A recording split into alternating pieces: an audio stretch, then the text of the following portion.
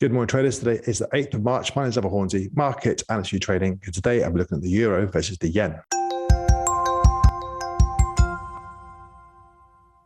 Okay, starting with the YouTrading.com Forex heat map, we can see here that the euro is green across the top. Looking down to the Australian dollar, it is red, as is the Swiss franc. The yen is pretty weak, only stronger against the Swiss franc and the Australian dollar. So currently, bottom left-hand corner is mixed, top right-hand corner is mixed. There's no real risk on, risk off. So we're just trying to trade relative strength against relative weakness. So we're looking for a long euro versus a short Swiss franc, Aussie dollar, or yen. Going to the active trader platform, looking at the dollar versus the yen, obviously this is the major cross. We've got the dollar, the flows obviously increasing, as was the yen. So we've seen a sideways move.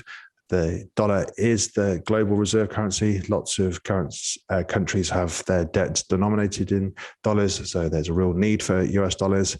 And today we've got a bit of a ceasefire. So we're sort of seeing the appreciation in the yen maybe decreasing a bit.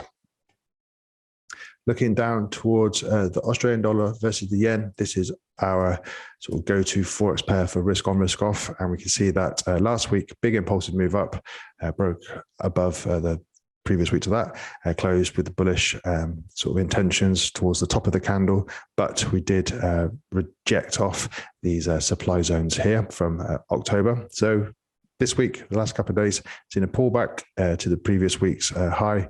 Just waiting to see if we get a decent bounce off that and then continue higher later on. I'm not expecting any real Aussie moves until after Governor Lowe speaks tonight after the Forex sort of close into the EURJPY session. So tomorrow, we might look at the Aussie versus the yen. Looking at the euro versus the yen, we can see that big impulsive move to the downside, close below the 200 period moving average on this weekly chart. If we look to the left, we had this range here, 8th of November through to the end of November. The sort of 29th of November week broke higher, impulsive move higher, left it in balance. So we've got people taking profits, I'd imagine, with the euro versus the yen at the sort of test of that breakout level. So 124.56 is currently the sort of base that I'm looking to work from. See if we can get back above the 200 period moving average into the sort of dynamic resistance of the 130 and maybe the 20 and the 50 weekly period moving averages. Just looking at the RSI, we can see here that the RSI is following the price action. So that's not giving us any indications. If we go to the euro versus the Swiss franc, the SNB, the Swiss National Bank, were worried about the appreciation of the Swiss franc. Obviously, they don't want their currency getting too sort of expensive. It doesn't do their sort of economy any good. Essentially, we had a big down move in the euro versus the Swiss franc, hit the parity level of 1 euro versus equals 1 Swiss franc. This week, the last couple of days, we've seen a bounce off that. The SNB said that they would intervene in the FX markets. We can see RSI here. So the swing low from 28th of November is the lowest RSI since recent times. And then the big move down last week didn't result in a lower RSI. So we're seeing positive divergence for the RSI to price action. Some traders will be looking to sort of trade long just based on that.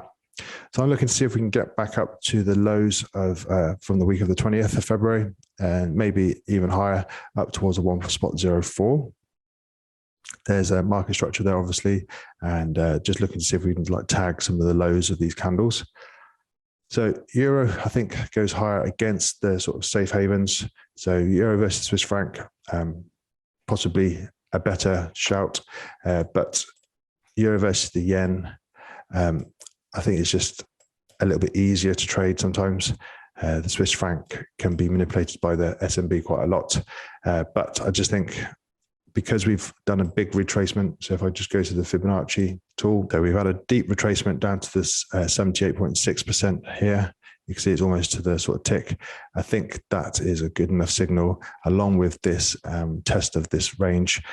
Plus, we've got some decent targets above. We've got the 200 period moving average above, and we've also got the previous week's low at well, 127.87, which is in line with this swing low here. So for me, there's some decent upside, and we've got well, the low of this week as our sort of where we put our stop.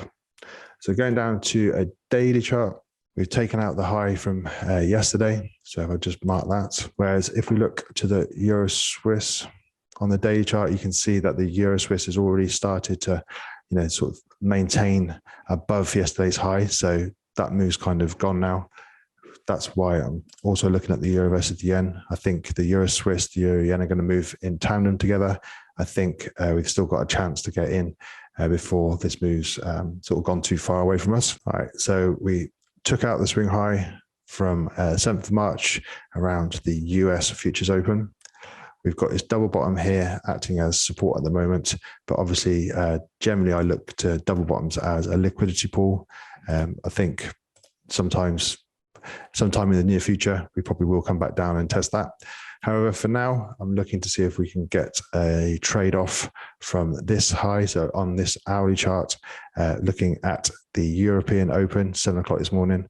So we had a big impulse move at the London Open, just waiting to see if we can get a pullback towards the 125.6, see if we can get rejection off that, and then at least target this balance area here to start with, around the 127.2. If we go back to a daily chart, you can see that sort of correlates with the low of the 3rd of March. So I'm looking to see if we can get just a little pullback intraday today, and then get a bigger move higher up into the 127.5 into the sort of balance area that we see here between the start of March and this impulsive move down. So that's what I'm looking for at the moment, just waiting for price to come back down to see me. If it doesn't, then I'm not going to chase it. There's a possibility that, if it was to go higher without coming back down first, that then they reverse it and then take this liquidity here.